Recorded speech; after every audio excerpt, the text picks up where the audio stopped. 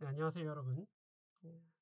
2023년도 물리학개론 공무원 7급 문제풀이 시간을 갖도록 하겠습니다. 제가 예전에는 공무원 물리학 강의를 많이 했었는데 한참 학교에서 강의와 연구만 하다가 아, 요즘 들어 아주 잠깐 시간이 나서 여러분들과 한번 함께 물리학개론 이렇게 좀 인연이 돼서 또 한번 강의를 하게 됐습니다. 자, 공무원 물리학개론을 좀 어렵게 요즘에 들어 더 이제 어려워졌다고도 할 수 있어요. 문항이 좀 많아지고 했기 때문에 시험 문제도 있지만 좀 변별력을 높이기 위해서 어려운 문제가 다소 등장을 하고 있습니다. 문제풀이의 여러분들이 실전에서 가장 중요시 생각해야 될 건 빠르게 풀어야 되겠죠. 정확하고 빠르게. 그러기 위해서는 이제 그래야 되기 때문에 이제 출제자들도 간단한 공식을 사용해서 문제를 해결할 수 있는 그런 영역의 문제를 또 많이 배치를 하게 됩니다.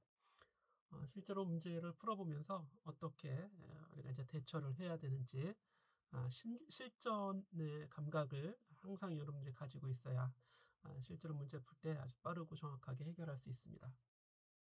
1번 문제부터 우리 보면서 어떻게 해야 될지 방법을 좀 찾아가시기 바랍니다. 자, 어느 FM 음악방송국은 진동수 100MHz의 전파를 이용한다. 자, 이렇게 이제 문제가 나오면 바로 여기까지만 읽어보시고 그 다음에 무엇을 묻는지 이제 파장을 묻는 거죠. 그리고 주어져 있는 건 진동수 F가 주어져 있습니다. 자, 빛의 속도가 주어져 있죠. 근데 이제 음속은 왜 나온 거예요? 음속은 이제 필요가 없습니다. 지금 이게 FM 음악 방송은 음성을 내보내는 게 아니라 방송에서는 우리가 이제 전파를 내보내는 거죠. 그래서 이제 구해야 하는 건 파장입니다. 람다는 F분의 C라는 공식을 바로 이제 사용을 해야겠죠. 자, F가 100MHz니까 10의 11승입니다. 10의 11승이 아니라 10의 8승이 돼야겠죠. 10의 8승. 메가가 10의 6승이니까요. 그죠? 그리고 빛의 속도는 3 곱하기 10의 8승이 되죠. 따라서 람다는 3이 나옵니다. 파장은 3m. 이렇게 바로 답을 매겨주면 되겠습니다. 자, 쉽게 찾을 수 있죠? 이 정도는 수십 초 컷으로 빨리 끝내야겠습니다. 자, 다음에 2번 문제를 보시겠습니다. 그림과 같이 균일한 원판이 각각 속도 5, 각각 속도는 알파, 그죠? 알파가 5로 주어져 있습니다. 0초에서 4초까지 4초간 40 RAD, 라디안을 회전하였다면 t는 0초에서 이 판의 각속도는 오메가 제로를 구하는 거죠. 자, 어떻게 구하나요? 우리가 델타 세타 40이죠. 본래 이제 공식은 델타 세타는 오메가 제로 t 더하기 2분의 1 알파 t 제곱이니까 아주 친절한 문제입니다. 다 집어넣으면 돼요. 자, 오메가 제로는 이제 우리가 구해야 되는 거죠. 여기 델타 세타는 40 라디안이라고 델타 세타가 주어져 있고, 자, 오메가 제로 곱하기 시간이 4죠. 4 오메가 제로 순서 바꿔서 써보고요. 2분의 5가 돼야겠죠. 그리고 t는 4의 제곱이니까 16. 그래서 이거 계산하면 40이죠. 40. 그렇죠? 그러면 이거 당연히 0이어야겠죠. 2번에는 1번이 구해집니다. 0이 나오면 이상하게 생각하지 마시고 그냥 그게 답이에요. 자, 3번 문제 풀어보겠습니다. 이거를 좀 가운데로 옮겨보고, 빛이 어떤 투명한 물질 내부에서 진행할 때, 아이고, 어딘가요? 그 속력과 파장이 각각 2 곱하기 10의 8승이죠. 이쯤 이렇게 이제 첫 번째 문장을 읽고 바로 이제 그 다음 문장이 그냥 문제가 나오죠. 바로 굴절률을 구해라. 굴절률은 n인데 n은 그 매질에서의 속력분의 진공에서의 속력이에요. 그 매질에서의 속력이 지금 2 곱하기 10의 8승인데 진공에서의 빛의 속력은 3 곱하기 10의 8승, 즉 1.5가 구해지죠. 자, 그리고 공기 중에서의 파장은 당연히 물질에서의 파장보다 더 길어집니다. 그러니까 계산할 필요 없이 계산을 해야겠네요. 그죠? 그럼 1.5배만큼 길어지는 거죠. 그래서 파장 람다 제로는 람다 곱하기 물질에서의 파장 곱하기 굴절률 이 n을 그대로 곱해주면 600이 나오게 되는 거죠. 3번에는 1번으로 이렇게 구해줄 수 있습니다. 자세한 건 여러분들이 직접 또 물리학 책을 보면서 아니면 다른 강의를 들으시면서 해결을 하시기 바랍니다. 자, 이상기체로 채워진 부피, V가 나와 있죠. V는 2 곱하기 3, 2죠. 2m의 세제곱. 자, 외부 압력 P를 8 곱하기 10의 5승으로 5승 파스칼로 가하여 부피가 축소됩니다. 그럼 이게 이제 V0가 되는 거고 나중 부피는 이제 V가 되는 건데 그래서 에너지가 실린더로부터 또 방출되었습니다. 이 과정에서 별도로 그죠? 그럼 이건 내부 에너지에 관련된 문제가 되고 또 부피를 구하는 문제 이렇게 나와 있기 때문에 연력학체 1법칙이죠. 연력학체 1법칙 내부 에너지 변화량은 기체에 가해준 열과 기체가 한 일 이렇게 해서 마이너스로 구해주면 됩니다. 자, 그런데 지금 단서가 많지는 않은데 압력이 이게 외부 압력이 하나로 주어진 거 보니까 압력이 일정한 것 같아요. 그럼 압력이 일정한 경우에 Q 마이너스 이때의 이제 W가 P 곱하기 델타 V가 되죠. 등압 과정이라고 놓고요. 그런데 온도가 변하지 않았습니다. 온도가 변하지 않았다면 델타 T가 0인 것이고 따라서 델타 U 내부 에너지는 온도만의 함수가 되는데 이거 역시 0이 돼야겠죠. 따라서 P 델타 V에서 그 값이 그대로 Q가 되는 거고 델타 V는 P분의 Q가 되겠네요. 그렇죠? 그래서 Q는 실린더로부터 방출되었으니까 이제 마이너스가 되는 거죠. 마이너스 6.4 곱하기 10의 5 줄이 돼야 되고요. P는 8 곱하기 10의 5 파스칼로 주어져 있으니까 마이너스 0.8이 돼야겠죠. 자, 그래서 처음에 부피가 2였는데 이게 0.8 줄어들게 되면 나중 부피, 최종 부피는 1.2가 되겠습니다. 자, 여기서는 이제 두 가지 공식, W는 P 델타 V하고 연력학 제1법칙이 적용이 된 문제가 되겠습니다. 다 이해할 수 있겠죠? 이해가 안 되면 여러분들이 공부가 아직 덜 된 겁니다. 공부를 하시고 문제를 보시기 바랍니다. 자, 균일한 자기장 B가 작용하는 공간에 쭉 보니까 반지름 나옵니다. 그럼 원운동하고 있다는 얘기죠. 그때 운동량 MV를 구하시오 이런 얘기입니다. 자, 우리가 FM대로 문제를 풀면 자기력 QVB가 Q가 아니라 전하를 2라고 했네요. 이 VB는 90력 역할을 하게 되는 거죠.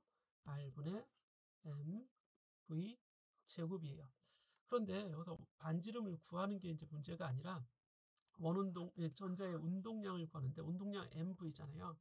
그럼 좌우변에서 V로 약분하면 MV가 바로 나오고 R을 또 곱해줍니다. 그러면 R2B V 이 양변에 R분의 2를 V분의 R을 곱해야겠죠. V분의 R 그래야지만 여기 R 하나 약분되고 이렇게 약분되고 V 하나 약분돼서 MV가 나오게 되는 거죠. 자, 그러니까 우리 좌변에도 곱했으면 우변에도 곱해줘야죠. V분의 R을 그러면 이 결과가 나와주겠죠. 이 결과 그렇죠? 그래서 R2B 또는 2RB가 되는 3번이 답이 될 수 있겠네요. 자, 다음으로 6번 문제로 가보겠습니다. 제가 문제 풀다가 혹시 틀린 게 있을 수도 있어요. 실수를 하면 여러분들이 너그러이 제 실수를 체크하시기 바랍니다. 하루 자기 걸로 만들면 되죠. 6번에 보시면 질량이 M인 정지 상태의 구슬이니까 본래 원운동을 해야 되는데 철사에 끼워져 있습니다. 그러면 원운동을 회전 운동을 무시하고 풀어야겠죠. 높이 H인 곳에서 하강해서 반지름이 5분의 H인 원형 모양의 고리를 그림 한번 보세요. 따라 움직입니다. 가장 우측 지점, 이게 중심으로부터 가장 우측 지점 여기죠. 여기 왔을 때 90력의 크기를 구하라. 이런 문제 자주 나옵니다.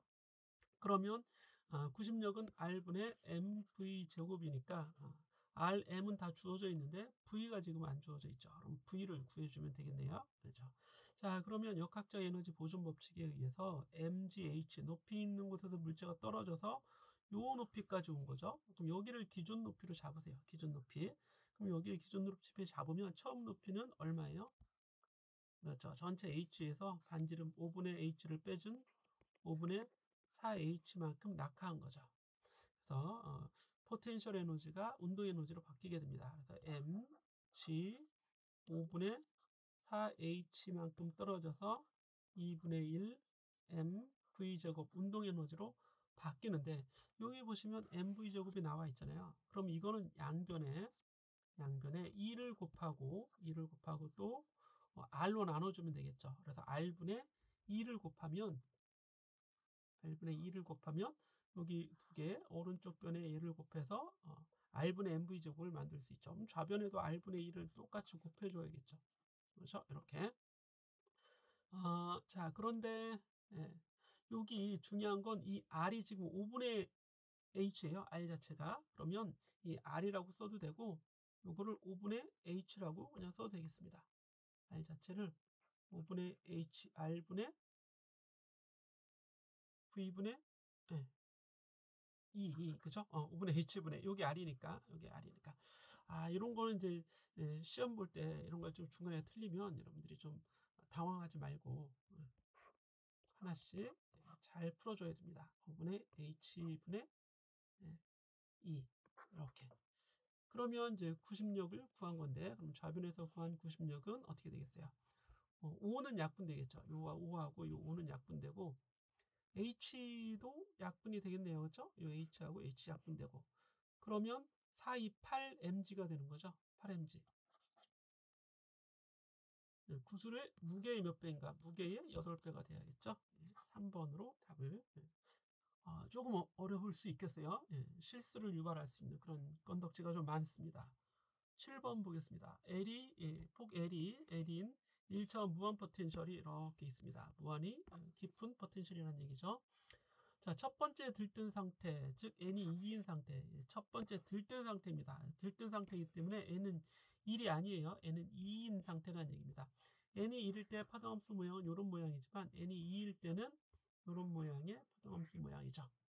자, 그런데 4분의 L보다 적은 영역, 자, 이 영역이 0부터 1까지인데 여기가 그럼 절반 2분의 1이 되겠고, 그거에 다시 절반인 4분의 L이 여기쯤 되겠죠. 그런데 요 영역이죠. 요 영역은 전체 영역에 여기도 있고 여기도 있고 여기도 있잖아요. 그 넓이에 적분한 넓이에 4분의 1인 확률이 여기 있을 확률이 다 동일하다고요. 계산할 필요가 없어요. 그러니까 4분의 1인 거죠. 25%입니다. 그래서 각 영역에서 발견될 확률은 여기 이제 첫 번째 확률은 2분의 L 이하에서 50, 2분의 L과 L 사이에서 50 이렇게 되고, 여기는 여기가 25, 25, 25, 25 이렇게 다 100%가 되는 거겠죠. 내용을 의미를 잘 아시면 계산할 건덕지가 없다는 걸 알게 됩니다. 그 정도가 될 때까지 공부를 하셔야죠. 전기 용량 C는 2 마이크로페럿인 축전기가 있어요. 평행판이라고 되어 있는데 용량을 구하는 거죠. 몇 배, 몇 배, 막 이런 거 나오잖아요. 그럼 B의 공식만 써주면 됩니다. C는 입실론 D분의 A가 되는데, 유전체 유전율은 2배가 돼요. 유전율은 2배가 되니까 이는 곱하기 2가 되면 되겠죠. 입실론은 2배가 됐어요. 사이에 간격은 반으로 줄어듭니다. 그러면 D는 2분의 1이 된 거죠. D는 2분의 1배가 된 거고, A는 변화가 없는 것 같아요. 그럼 이제 배율만 나타낸 거예요. 배율만. 그럼 곱하기 4배가 된 거네요. 그렇죠? 곱하기 4배가 된다. 4로 답을 써주면 되겠습니다. 자, 그래서 그럼 4배가 됐으니까 4배가 됐으니까 용량은 8이 돼야겠죠. 8. 그렇죠? 처음 용량이 2인데 이거의 4배니까 8 마이크로페럿. 또 엉뚱한 실수 할 뻔했네요. 자, 제가 하는 실수는 실제로 많이 있는 실수니까 이런 실수를 줄이면 고득점에 가까워지는 겁니다. 자, 구명 거울에서 3m 떨어진 곳에 물체가 있어요. 거울이라는 거에 좀 집중을 하시고요. 형성된 상은 정립입니다. 정립은 항상 허상입니다. 정립, 허상. 여러분, 이거 꼭 기억하세요. 정립을 만드는 정립상은 항상 허상뿐이다. 자, 크기는 물체의 3분의 1입니다. 그러면 이제 축소된 거죠.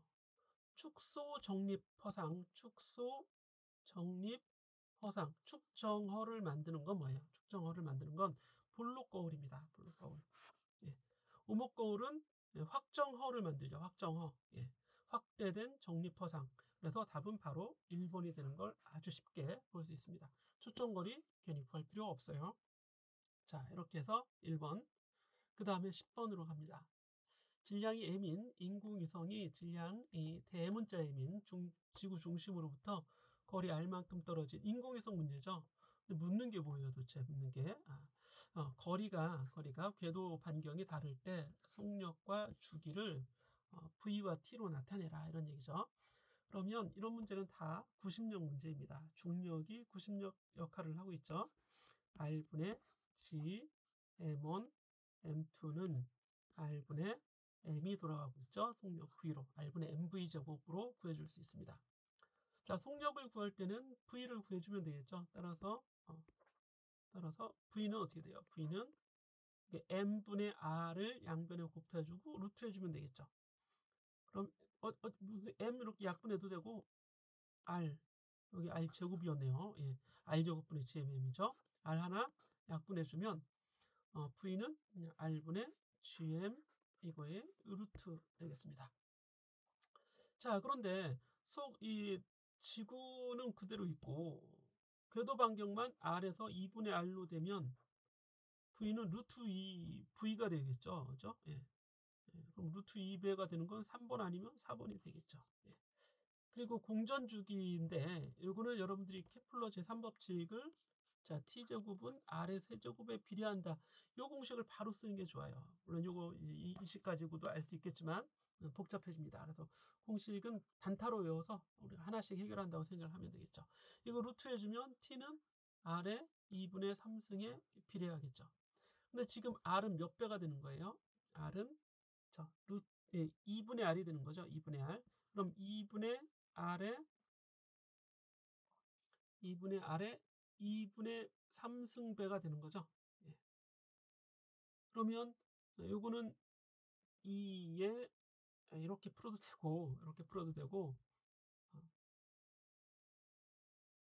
아예 t제곱을 놓고 푸세요. 지금 r은 몇 배가 됐어요? 2분의 r에 2분의 3승배 해주면 되는 거죠. 3승배 해주면 되는 거죠. 그죠? t의 제곱은 그러면 얘는 몇 배가 되겠어요? 뭐 곱하기 t의 제곱은 곱하기 2분의 r에 3승.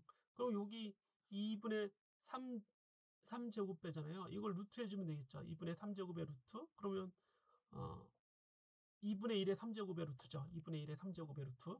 무슨 얘기인지 알겠어요? 2분의 1의 3제곱의 루트 이런 얘기죠. 그러면 이게 바로 그냥 2 루트 2분의 1이 되는 거죠. 예, 그래서 4번으로 바로 구해주면 됩니다. 괜히 복잡하네요. 여러분들이 직접 영상은 괜히 길게 끌 필요가 없으니까 체크해 보시기 바랍니다. 자, 다음으로 11번 문제입니다. 질량이 m인 물체가 평지에서 이거 그림만 봐도 포물체 문제겠다. 공식을 바로 쓰는 게 좋아요. 수평각 세타 그래 던졌고 조개 속력 V로 그래 던졌어. 근데 문제가 뭡니까? 물체의 역학적 에너지는 그랬는데 공기 저항 무시하면 역학적 에너지 보존돼야죠. 역학적 에너지는 처음 운동 에너지밖에 없습니다. 2분의 1 mv 제곱. 문제가 될 것도 없어요. 왜 이런 문제를 내는지. 그죠? 예. 바로 넘어갑니다. 초창기 원자 모형에 대한 설명으로 옳은 것만을 모두 고르면 초창기 원자 모형, 다양한 원자 모형, 톰슨, 러더포드, 보어 이렇게 써요. 자, 하나씩 보겠습니다. 원자 모형에 따르면 톰슨의 원자 모형은 우리가 푸딩 모형이라고 합니다. 푸딩 모형. 즉 푸딩 속에 건포도가 들어있는데 건포도가 군데군데 잘 박혀 있는 거죠. 근데 여기에는 외부에 그랬습니다. 외부가 아닙니다. 외부가 아니라 내부에 푸딩 속에 건포도가 있지 푸딩 겉에 건포도가 있으면 푸딩을 사람들이 겉면만 먹을 수도 있고 건포도 싫어하는 사람들은 속만 먹을 수도 있겠네요. 예, 그래서 기억은 틀립니다. 기억이 틀렸으니까 요거 틀린 거예요. 먼저 체크합니다. 그럼 니은은 맞는다는 얘기겠죠? 그럼 디귿 리을 봅니다. 보어네요, 다 그죠? 보어의 수소 원자 모형에서 그래도 양자화 되어 있어요. 디귿은 맞는 거니까 리을이 틀리는 거겠죠? 예. 리을까지 답이 되면 답이 두 개가 되니까요. 그렇죠? 자, 리을 한번 확인만 해보겠습니다. 확률 밀도 함수 이거는 보어 이 다음에 나온 거죠. 보어 다음에. 리을 틀리는 겁니다. 2번이 답이 될 수 있는데 혹시라도 이제 기억, 톰슨의 원자 모형 사실 옛날에 틀린 원자 모형을 기억할 필요는 없는데 이런 걸 이제 문제로 낸 건 좀 좋지 못해요. 왜냐하면 실제를 알면 좋지. 틀린 이론에 대해서 우리가 굳이 알아야 될까요? 틀린 이론. 그런데 논리적으로 보면 이런 거 틀렸으니까 이렇게 이제 톰슨은 왜 틀렸는가 이런 이제 검토할 때 중요한 거고 이걸 문제로 내는 건 사실 좋지 않습니다. 근데 이 문제는 그렇게 썩 나이스한 문제는 아니다. 할 수 있어요. 틀린 이론은 왜 우리가 열심히 공부해야 돼? 그렇게 또 따지면 조금은 좋지 않은 문제입니다. 하지만 풀 수 있어야죠. 문제가 오류는 없어요. 답은 2번 되겠습니다. 자, 다음으로 이제 13번으로 가봐야겠네요. 13번 가보겠습니다. 이게 여러분들이 문제를 풀 때는 실제로 이렇게 풀어야 됩니다. 이거를 뭐 따지고 뭐 문제를 잘 공식을 어떻게 잘 대입해서 소수점까지 구하고 이러면 난 떨어지겠다 이런 의미예요. 그렇죠? 빨리빨리. 자, 두 점자나 A와 B가 그림에 잘 있네 이렇게 확인하시고 Y축상에 고정되어 있고 A와 B의 전하량은 각각 QA, QB 여기 이제 QQ란 얘기죠. 이에 대한 설명으로 옳지 않은 것입니다. 잘 알아두세요. QA는 QB일 때, 즉 두 개의 전하가 동일한 전하일 때 전기장이 0이 되는 위치는 있다 없다? 있습니다. 정중앙이죠. A가 만드는 전기장, B가 만드는 전기장, 이 정중앙에서는 0이 될 수 있어요. 그럼 이런 위치에서는 어떻게 돼요? 여기 전기장, 여기 전기장, 0이 될 리가 없죠. 없는 게 아닙니다. 없는 게 아니다. 답은 1번. 나머지는 직접 확인해라. 14번 갑니다. 전기장이 일정한 공간에, 즉 전기장이 균일한 공간에, E가 균일한 공간에 M과 Q인 A 입자를 놓았더니 가속도 A를 가지고 운동해요. F는 QE는 MA가 되는 거죠. 그런데 문제는 가속도 구하는 거니까 A는 M분의 QE의 자, 이렇게 알아두시면 좋은데 문제 풀 때는 이걸 다 쓸 필요가 없어요. 쓰면 안 됩니다. 쓰면 맨 마지막에 하나의 공식만 써야지 내가 이거 누구 안다고 내가 누구한테 자랑할 일이 있어요? 그림 그려서 내가 확인할 일이 있습니까? 없습니다. 이런 문제를 딱 보자마자 마지막 공식 A는 N분의 Q 이내 이렇게 알아야겠죠? 자, 그러면 첫 번째 B의 가속도만 보면 되겠네요. 질량은 몇 배가 돼요? 4배가 됩니다. 그리고 전하량은 몇 배가 됩니까? 2배가 됩니다. 그럼 2분의 1배가 되겠죠. 가속도는 2분의 A. 바로 답이 나오는 거예요. 자, 다음 15번 가보겠습니다. A와 B의 질량은 자, 질량의 1대 2죠. 비열은 CA, CB는 2대 1이네요. 만약 물체 A와 B에 각각 같은 열량이 주어진다면 A와 B의 온도 변화는 Q가 같아요. Q가 같은데 그러면 A의 경우에 질량 1이죠. 비열 CA죠. 곱하기 온도 변화 델타 T A가 되겠죠. 똑같은 게 B에도 주어져요. B에. 근데 B는 질량이 얼마예요? 2죠. 2. 그냥 2라고 쓰겠습니다. 어차피 비례 문제이기 때문에 CB가 되죠. CB 곱하기 TB가 될 겁니다. 델타 TB. 그러면 온도 변화 비율은 자, 좌변, 우변 위에 아래 똑같아야 될 거 아니에요. TA는 CA분의 ECB 델타 TB가 돼야겠죠. TB분의 TA 구하는 거니까 여기 TB 이렇게 써주면 되겠습니다. 그렇죠? 이게 뭐예요, 이게? 이렇게 해주면 되겠죠, 이렇게? 그럼 CA분의 CB의 2배니까 이게 2분의 1이니까 그냥 1인가요? 1 되겠네요. 1. 똑같습니다. 그렇죠? 얘는 질량이 작은 대신 비열이 크고 이건 질량이 큰 대신 비열이 작죠. MC 열 용량이 아예 똑같아요. 그렇게 얘기하기도 합니다. 열 용량이 동일하기 때문에 온도 변화 동일하다. 너무 간단한 문제네요. 자, 알고 보면 간단한 문제들이 공무원 문제가 그렇죠. 자, 정지 상태의 외부 관찰자가 직선도로 초속 30m로 달리는 승용차. 여기 이제 승용차가 초속 30m로 달립니다. 이렇게 달려요. 근데 전방에서 초속 10m의 속력으로 달리는 트럭을 관찰하고 있습니다. 같은 방향으로 가겠죠. 10m/s 트럭이에요. 이렇게 두 차 사이의 거리가 60m일 때 승용차가 크기 5로 이제 A가 마이너스 5가 되는 거죠. 감속한다고 그랬으니까요. 그런데 처음 거리가 60m라는 얘기죠. 문제가 뭐예요? 문제 도대체. 이럴 때는 너무 갈피를 못 잡잖아. 문제를 봐야 돼. 승용차와 트럭 사이의 최소 거리는 이런 과정에서 최소 거리는 얼마가 돼야 돼? 얼마가 더 가까워진다는 얘기죠. 지금 60m인데 더 가까워진다는 얘기예요. 그러면 나중 거리가 뭐 어떤 x 뭐 이렇게 나오게 되겠죠. 그런데 이 경우에는 최소 거리니까 얘가 감속을 하니까 이게 가까워졌다가 처음엔 속도가 빠르잖아요. 속도가 줄어들긴 하지만 속도가 빠르니까 거리는 간격이 줄어들어요. 그러다가 A가 줄어들으니까 이제 10 이하로 감소하겠죠. 승용차의 속도가. 그러면 이제 그때부터는 오히려 간격이 더 멀어질 수 있겠네요. 트럭이 이제 더 빨라질 수 있으니까. 자, 그러면 여러 가지 문제를 푸는 방법이 있을 텐데 여기에서는 최소값, 최소값. 그래서 델타 x, x의 x가 시간에 따라 최소가 된다는 얘기는 dx dt가 미분에서 0이 되는 이런 그때 극소점이 있다는 얘기죠. 그런 경우에는 이제 기준 위치가 중요한 게 아니라 위치 두 승용차 트럭 사이에 위치의 차가 중요한 거죠. 그럼 일단 승용차는 처음에 원점에 있다고 생각을 하세요. 원점. 트럭은 어디에 있는 거예요? 60m에 있는 거죠. 트럭의 위치가. 그러니까 간격이 60m일 거 아니에요.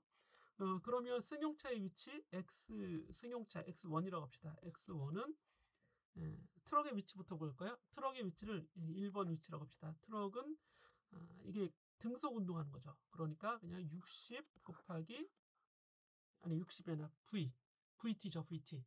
또 10T가 되는 거죠. 10T. 그리고 2번 입자 승용차 X2라고 합시다. X2의 위치는 이게 X1은 60 더하기 10T죠. 미리 60m에 가 있네요. 그렇죠? 처음에 60m에 가 있고 10T가 되는 거죠. 원점은 승용차가 있는 곳은 이제 원점으로 보는 겁니다. 그리고 승용차의 위치는 이게 등가속 운동을 하는데 델타 x는 v0t 즉 30t 더하기 2분의 1 at제곱이죠. v는 v0t 더하기 2분의 1 at제곱 맞죠? 마이너스 2분의 5 t제곱 이렇게 써줘야겠죠. 그래서 x1 마이너스 x2 이게 이제 x예요. 그죠?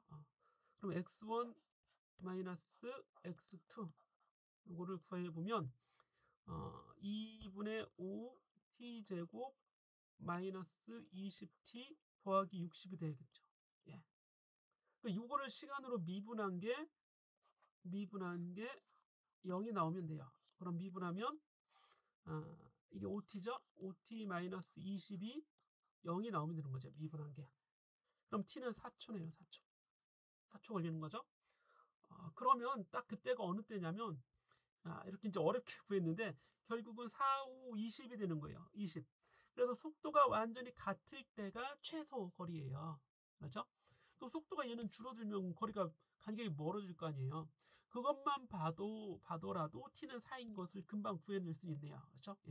이게 속도 변화가 4, 5, at가 델타 v가 at니까 20이 되면 지금 현재 속도가 30인데 20을 빼주면 10이 돼서 속도가 딱 같아질 때가 최소 거리예요.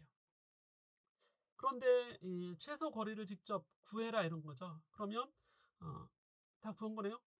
최소 거리 t가 4초가 됐으니까 그럼 여기 넣어야죠. 4초. 그럼 x1은 60 더하기 4십니까? 100m인 지점에 있는 거고 x2는 3, 4, 120 마이너스 2분의 5, 16 t의 제곱이니까 그러면 8, 5, 40 얘는 이제 120에 있는 거죠. 아니 이게 얼마죠? 8, 5, 40 그러니까 80이네요. 80 그죠? 120 마이너스 40은 80이죠? 그럼 둘 사이 거리는 20이 되는 거죠. 20 이렇게 해주면 3번으로 구해볼 수 있습니다. 확인 한번 해보시기 바랍니다. 다음으로 17번 16번은 너무 오래 걸렸네요.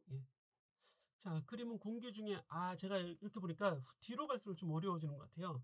공기 중에 놓여있는 원통형 광섬유. 자, 이 그림만 보더라도 내부 전반사 문제이기 확실합니다. 그렇죠? 코어가 있고 그 다음에 이제 클래딩이 있습니다. 자, 첫 번째 일단 먼저 여기에서 이 문제는 뻔해요. 그렇죠? 여기서 이제 수용각 세타를 구하라 그러는데 세타의 최소값을 구하는 겁니다. 정확히는 세타의 최소값, 수용각의 범위, 그렇죠?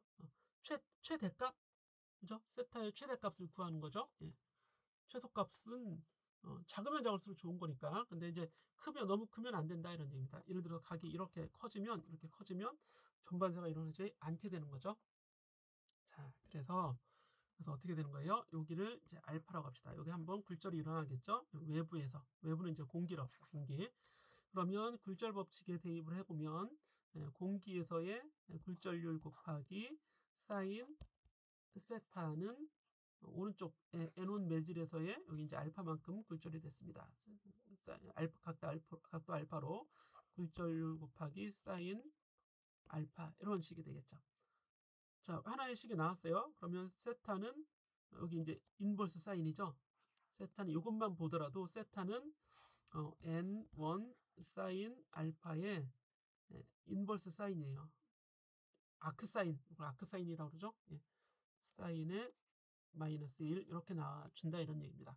그럼 답은 2번 아니면 4번 같은데 아직 뭐 찍기에는 좀 그렇죠.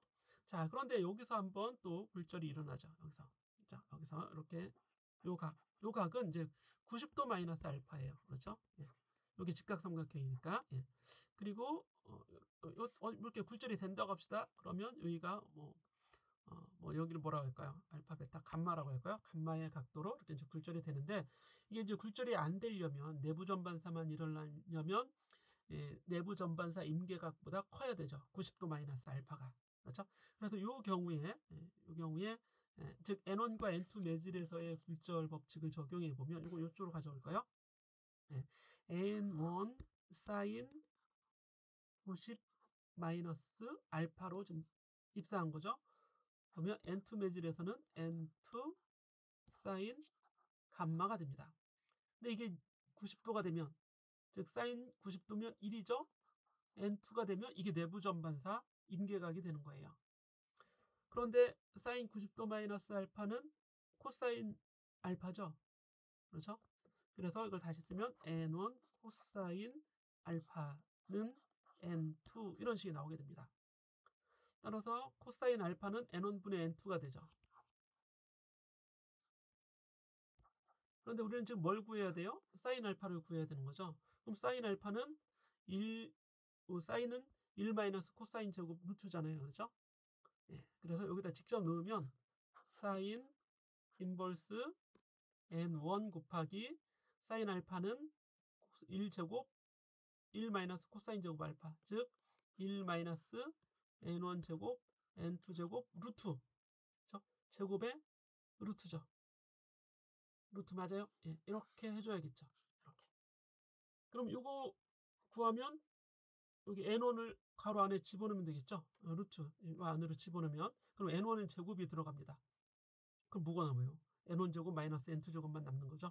그래서 2번이 답이 되는 걸 알 수 있어요. 여기 2분의 1이 나올 필요가 있나요? 이게 2분의 1이 나올 필요가 없어요. 그죠? 왜 이게 2분의 1이 나오는지. 예, 뭐 그냥 번호 만들어내려고 그런 것 같습니다. 예, 앞으로 가시고 19번을 가보겠습니다. 19번에 가보면 이중 슬릿의 입사는 입자빈 간섭 실험인데요. 간섭 실험, 입자빈 간섭 실험이니까 이거 양자역학 문제가 됩니다. 그런데 문제를 보면 x의 크기, 즉 무늬 사이의 간격을 크기를 옳게 비교한 것은 그랬습니다. 이 델타 x의 크기는 우리가 델타 x의 크기는 파장에 비례합니다. 람다, 파장에 비례하고 다시 쓰겠습니다. 잘 안 써지네요. 델타 x의 크기는 람다에 비례하는데 이 람다는 p분의 h가 돼서 p분의 h, 람다는 p분의 h죠. 양자역학 원리에 의해서 운동량 p를 얘기하는 겁니다. 따라서 이거는 p에 이렇게 역비례하는 거고, 즉 mv에 역비례하는 거죠. mv. 운동량은 mv니까요. 그럼 x가 가장 큰 건 mv가 가장 작은 거를 먼저 찾으면 돼요. 그러니까 x가 가장 크다는 얘기는 자, 질량 곱하기 속력, 요게 mv인데 두 개를 곱한 거. 요거는 3, 요거는 3, 3은 9, 요거는 2가 되죠. 그러면 C가 제일 큰 거고, C가 제일 큰 거니까 여기죠. 이거 볼 거 없어요. 답은 4번입니다. 그렇죠? 자, 그리고 이제 20번으로 가보겠습니다. A는 어떤 건물의 옥상에서 정지 상태의 물체를 자윤학화시킵니다. 그러면 물체가 낙하하겠죠? 옥상 그러면 이렇게 그리나요? 이렇게 그립시다. 예. 물체를 여기서 낙하시키는데 9초 후에 물체가 바닥에 부딪히는 소리를 들었습니다. 그럼 9초 걸렸다는 얘기죠. 이 물체가 바닥에 닿기 직전 속력은 그런데 여기 좀 주의해야 될 게 음속이 또 왜 나오나요? 음속. 이거는 소리가 바닥에서 소리가 날 거 아니에요. 바닥에서 소리가 음파로 해서 옥상까지 오는데 걸린 시간이 또 걸리겠다 그런 얘기입니다. 이게 9초나 걸린다는 얘기는 엄청나게 높은 옥상이에요. 지금 이게 그냥 1, 2층 옥상이 아니라 아마 몇십 층 같아 보입니다. 한번 구해 보도록 하죠. 자, 그래서 전체 시간은 이 떨어지는 이제 자유낙하하는 데 걸리는 시간 T1하고 음파가 위로 이제 옥상까지 올라오는 데 걸리는 시간 T2 이거에 더해서 9초가 되는 겁니다. 높이는 모르지만 H라고 합시다. 그러면 걸린 시간은 T1은 이게 H가 2분의 1 GT제곱이죠. H는 2분의 1 GT제곱이니까 T는 G분의 2H 루트 이런 시간이 걸릴 거고 G가 이제 10을 쓰자고 했죠. 그러면 5분의 H죠. 루트 5분의 H가 걸리는 거고 T2는 거리 H죠. 즉 거리 H 나누기 속력 음속 320이네요. 그럼 2분의 1 GT1 제곱인데 그냥 H 나누기 328 주면 되겠죠? 예, 이렇게. 그래서 수백 미터 되는 건물이에요. 이게 건물이 고층 빌딩입니다. 고층 빌딩.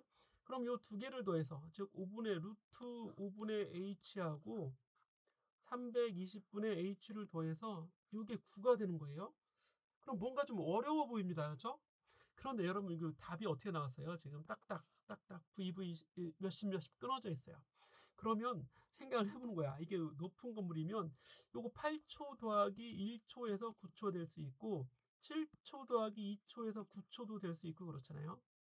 일단 기본적으로 T2가 1인 경우를 보세요. 그럼 H는 320m겠죠. 그래서 1이 나온 겁니다.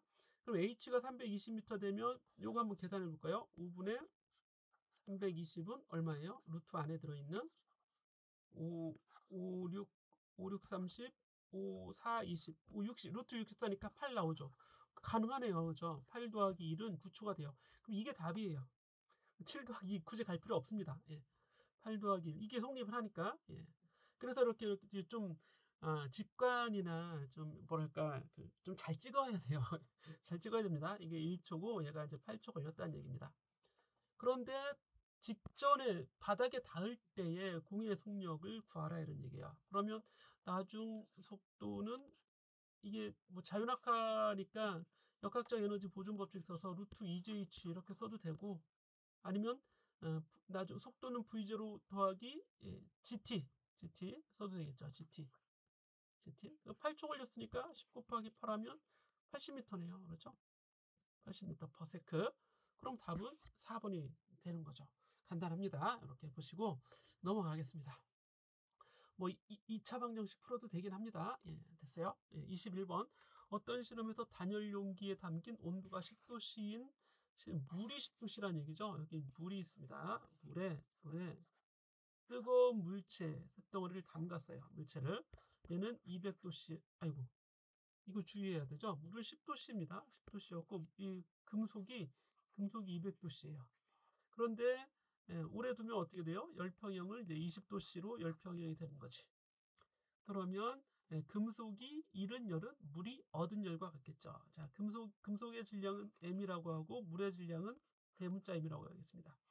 m, c 온도 변화 200에서 20이니까 180 온도가 변했죠. 이거는 물이 얻은 열 m 곱하기 c는 1이죠. 물의 비열은 1이라고 합시다. 이거 다 비례 문제이기 때문에 온도 변화 10에서 20이니까 10 얻었죠. 그러면 이렇게 일단 식이 하나 나왔습니다. 그런데 이제 두 번째는 그렇다면 해놓고 동일한 실험 조건에서 10도씨인 물의 온도를 80도 이상으로 이게 20이 아니라 나중에 이제 80으로 바꾸려고 해. 그러면 금속을 더 많이 뜨거운 금속을 많이 넣으면 되겠네요. n개를 집어넣어. n 곱하기 mc 곱하기 온도 변화는 200에서 이번에는 80이니까 120도 온도가 변한 거죠. 그런데 m은 그러면 비열 똑같고 온도가 10에서 80이니까 70 변한 거죠. 이렇게 되려면 n은 얼마여야 돼? n은 그 비례 문제로 그냥 구해주면 되는 겁니다. 예. 이거를 위에 있는 식을 아래에다 다시 써볼까요? MC 180은 n 곱하기 10 이렇게 되는 거잖아요. 그럼 변변 나눠주면 되겠죠. 이렇게 변변 나눠주면 좌변에는 이게 이제 6으로 나누면 3분의 2n이죠. 3분의 2n 3, 6, 21 맞죠? 3분의 2n이 7이 되는 거지. 그렇죠? 따라서 n은 2분의 3, 7, 21이니까 10.5가 됩니다. 10.5. 그 10.5개를 넣으면 되는데 여기서는 개수 그랬으니까 정수 11개 넣으면 되겠네요. 그렇죠? 이렇게 해결해 보시고 22번에 가보면 두 잠수함 A, B가 물속에서 서로를 향해 정면으로 움직입니다. 이거 아마 영어 같은 데 많이 나오죠. A, B 서로 이제 정면으로 이렇게 움직이고 있어요. A의 속도는 VA가 되고 B의 속도는 VB가 됩니다. 진동수 F가 F인 잠수함이 있는데 여기서 진동수 F인 음을 내보내. 그럼 진동수가 B 잠수함 B에 가서 맞고 튀어나오겠죠. 이거를 다시 A가 관측하는 겁니다. 그러면 B에 도달한 F1을 봐야죠. B에서 관측되는 주파수 F1을 FP라고 할까요? FP를 봅니다. FP는 VVVV 본래 F 그렇죠. 이렇게 돼 있죠. 공식이. 그리고 서로 가까워질 때니까 얘는 플러스 마이너스 이렇게 쓰는 겁니다. 그래서 여기는 B가 듣는 소리니까 처음 B가 듣는 소리니까 이것은 소스는 A가 되고 옵저버가 B가 되는 거고 소스는 A가 되는 거죠. A가 내는 소리를 B가 듣는 겁니다. 그죠? A가 내는 소리를 B가 듣는 거죠. 예. 그런데 이 소리가 다시 A로 돌아오는 거죠. 그럼 FA를 구해라 이런 얘기죠. FA는 이제 VV 쓰고 이게 옵저버가 이제 A가 되는 거고 즉 B가 내는 소리를 A가 듣는 거죠. 서로 가까워지니까 여전히 플러스 마이너스가 되고 FP 그죠? FP가 B에서 나온 소리를 A가 듣는 겁니다. 그럼 이거 다 곱해주면 되겠네요. 분모에 다 마이너스 분자에 플러스 그렇게 돼 있는 건 4번 뿐이죠. 이렇게 이제 구해주면 되겠습니다. 자, 그리고 23번에 가면 어떤 입자에 F가 힘이 작용해서 위치가 변하죠. 변이 됩니다. 그럼 이 힘이 하는 일은 X축에 가해진 힘이 X축에 변이를 만들었을 때 WAX가 있는 거고 WB가 마찬가지로 WY, WZ 이걸 다 더해주면 돼요.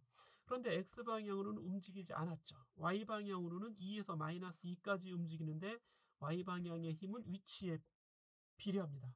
용수철 힘과 같은 거죠. 근데 Z방향은 그냥 3, 1, 3이니까 다 숫자로 나와 있어요. 자, Y방향의 힘을 한번 보겠습니다. Y방향의 힘은 마이너스 2Y죠. Y축에 대해서. 그럼 이런 직선으로 표현이 되고 처음 위치가 2에 있다가 나중 위치는 마이너스 2로 온 거죠. 여기 2에 있다가 마이너스 2로 왔습니다. 그러면 이 과정에서 하는 일은 힘과 위치 사이에 아이고 여기 아니네요. 잘못되겠죠. 힘과 위치축이 만드는 힘의 그래프와 위치축이 만드는 넓이가 되겠죠. 이렇게 올 때의 넓이, 이렇게 올 때의 넓이. 그런데 한쪽은 마이너스고 한쪽은 플러스예요. 실제는 이쪽에서 한 일이 플러스가 되고 여기서 한 일이 마이너스가 되는 겁니다. 이 y 방향 자체가 음이니까. 그렇죠? 음의 방향으로 작용했는데 음으로 움직였으니까 이때 요 넓이의 플러스 값이 한 일이 되고 마이너스 값이 한 일이 되는데 넓이가 똑같잖아요. 한 플러스 마이너스 더하면 FY가 하는 일은 0이 돼요. 그럼 FZ가 하는 일만 찾으면 되겠죠. 일정한 힘이 3에서 3N이 작용하는데 이동거리가 1에서 3까지 이동했으니까 2m 이동한 거죠.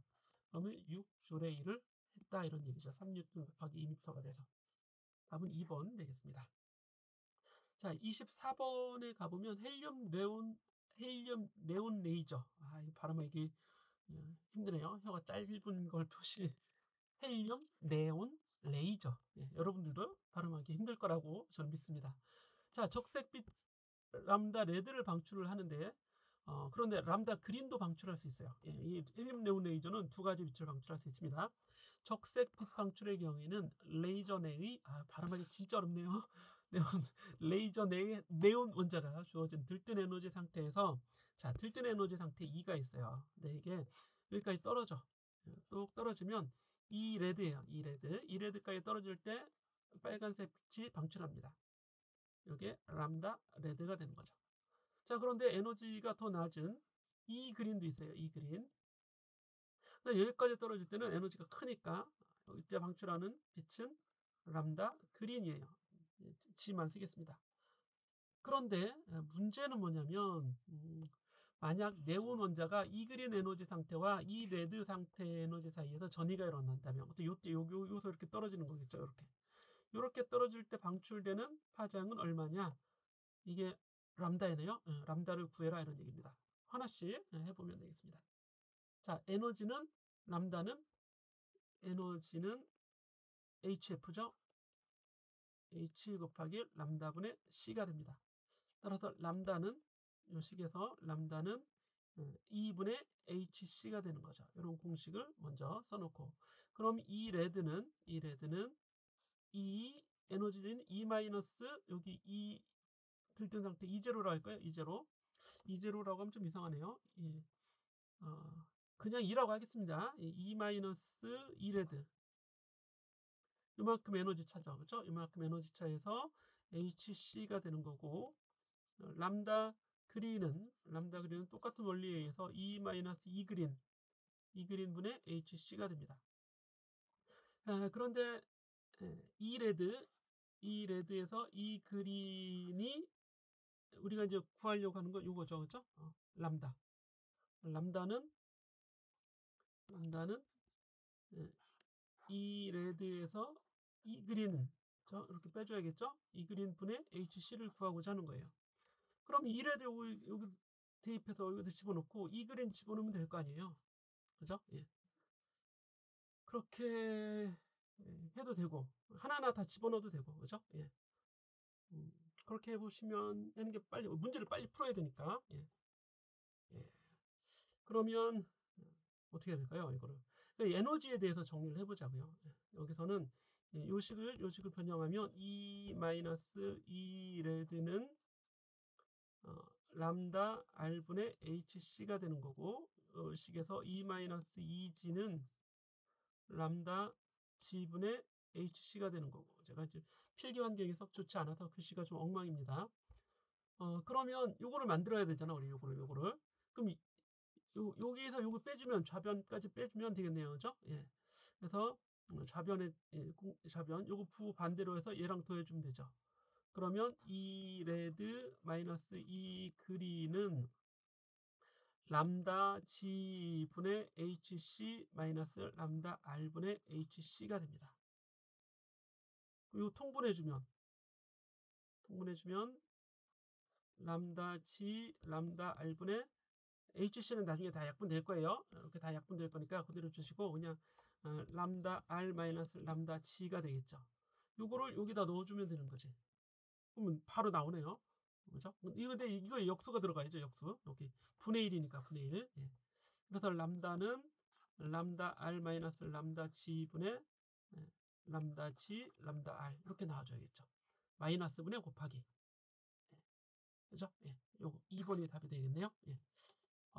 까다로워요. 뒤로 갈수록 문제가 좀 까다로워지는 것 같습니다. 자, 마지막 문제인가요? 그래서 총전하, 양전하 Q로 균일하게 대전되고 반지름이 A인 속이 찬 부도체구예요. 부도체구가 있습니다. 전하량이 Q래요. 자, 반지름이 A입니다. 그리고 마이너스 Q로 대전되고 안쪽 반지름이 B인 도체구 껍질이 이 부도체를 둘러싸고 있습니다. 이렇게 둘러싸고 있는 거죠. 구껍질은 마이너스 Q고 반지름이 B입니다. 자, R은 A보다 작은 영역이니까 안쪽 영역이죠. 이런 영역. 예.